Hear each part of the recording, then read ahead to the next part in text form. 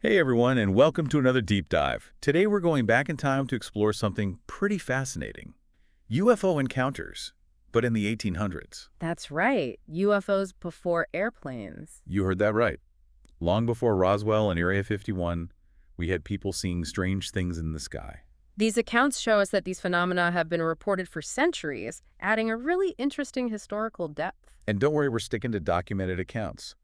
Think of it like a historical treasure hunt for early UFO sightings. So the 19th century was a time of some really big scientific advancements, but the skies were still pretty uncharted territory. Yeah, like people didn't know what was up there. Exactly. Yeah. It created a sense of wonder and a willingness to believe in things they couldn't explain, especially when you consider the lack of widespread powered flight.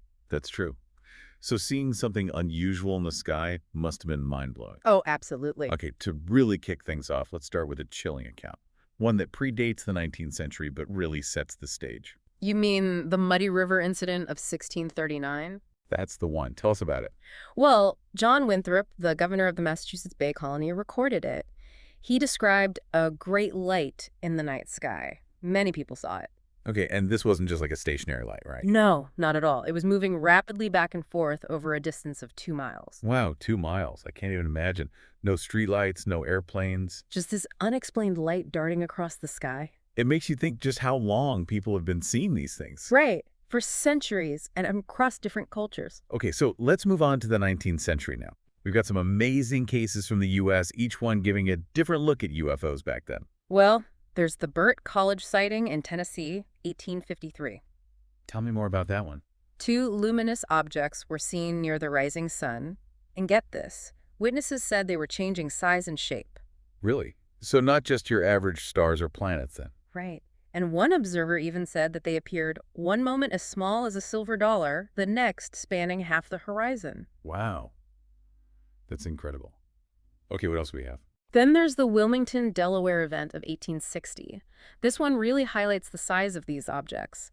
People described a massive 200-foot-long object, pale blue in color. Wait, 200 feet? That's huge. Yeah, and it was streaking across the sky, followed by 3 glowing red balls. Glowing red balls in 1860. That's crazy. When air travel was still just a dream. Right. It must have been terrifying. Absolutely. Makes you wonder how they even tried to explain it back then. It does. I mean, they didn't have the knowledge we have today. Right.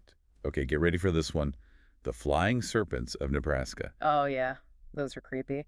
They were seen in the 1850s and 60s. Settlers described these long serpentine structures. Some even said they looked like mechanical serpents with scales. Mechanical serpents with scales. That's straight out of science fiction. And it shows just how many different shapes these objects took. Okay, speaking of unusual shapes, what about John Martin's sighting? That was Denison, Texas, right? Back in 1878. That's the one. This one's really interesting because of how he described the object. He talked about a fast-moving object, and he compared its size to a saucer.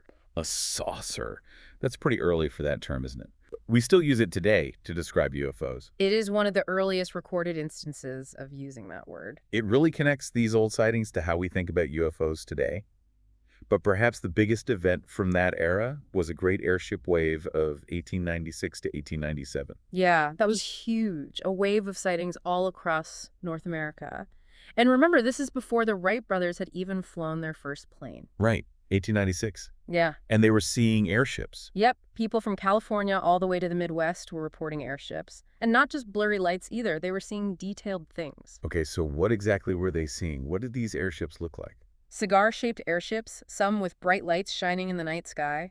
Some even said they saw human-like figures on board and said these airships were doing incredible maneuvers. Maneuvers they couldn't do back then. Exactly. What could it have been? That's the big question, isn't it? All these detailed descriptions and so many witnesses makes you question what we know about history and technology.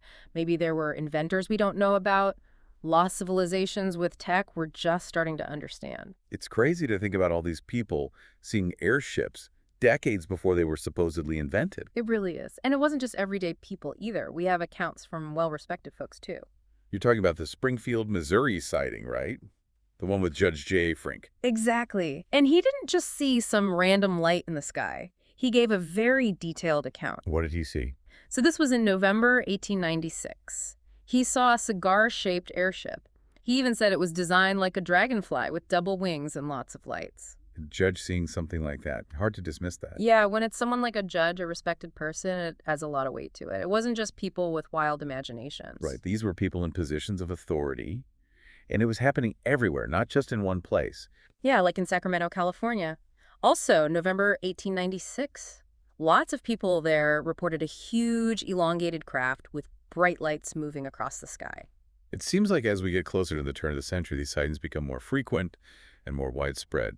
Makes you wonder what was going on. It's a question that still fascinates people today, and while the airship wave was a big deal, it wasn't the only interesting thing from that time. Let's talk about the Aurora, Texas incident, April 1897, a story that's captivated people for over 100 years. The Aurora incident, the crash that wasn't. It's definitely a mysterious one. Absolutely. Like a lot of old stories, especially ones about the unexplained, there's a lot of debate. But that doesn't make it any less interesting. No, not at all. Okay, so for those who don't know, what happened in Aurora back in 1897? So the story is an airship was seen flying low over the town. And remember, this is years before the Wright brothers. Late years before planes. And then people said it crashed into a windmill on a farm just outside town. A crashing airship in 1897. That alone must have been quite a sight. It would have been unbelievable to see. But it gets even stranger. The pilot, according to what people said, didn't survive the crash. And here's the weird part. They said the pilot was not of this world. Wait, are you saying the pilot was an alien? That's what some folks thought and still do. The story says the people of Aurora gave the alien pilot a proper burial in the local cemetery. That's the story that would get people talking, for sure. It's like something out of a movie, except this was in a small Texas town in the late 1800s. It's a truly captivating story and a big part of UFO history. Even now, people visit Aurora hoping to find some proof of the crash or the alien burial. There's even a marker in town that remembers the incident, and it still brings visitors from all over. But how much of it can we actually confirm? It's an incredible story, but do we have the evidence to back it up? That's the hard part. There are articles from back then that mention the crash, but the details aren't always clear or the same. There's been a lot of debate about whether the alien grave actually exists. Some people think the whole thing was made up, maybe to bring attention to the town, but others say there's more to it, pointing to the people who saw it and the fact that it was reported in newspapers. It's like a puzzle, with pieces missing and different versions of the story. What really happened in Aurora, Texas? It's a question that still keeps researchers and historians guessing. I think what makes it so interesting is that it makes us think about the possibilities, what might have been. It speaks to our love of the unknown and the idea that there might be life out there somewhere. Yeah, it's amazing that it still fascinates people after all these years. And it shows how powerful these mysteries can be. We've talked a lot about sightings in the U.S., but this wasn't just an American thing, right? There were UFO sightings all over the world during this time.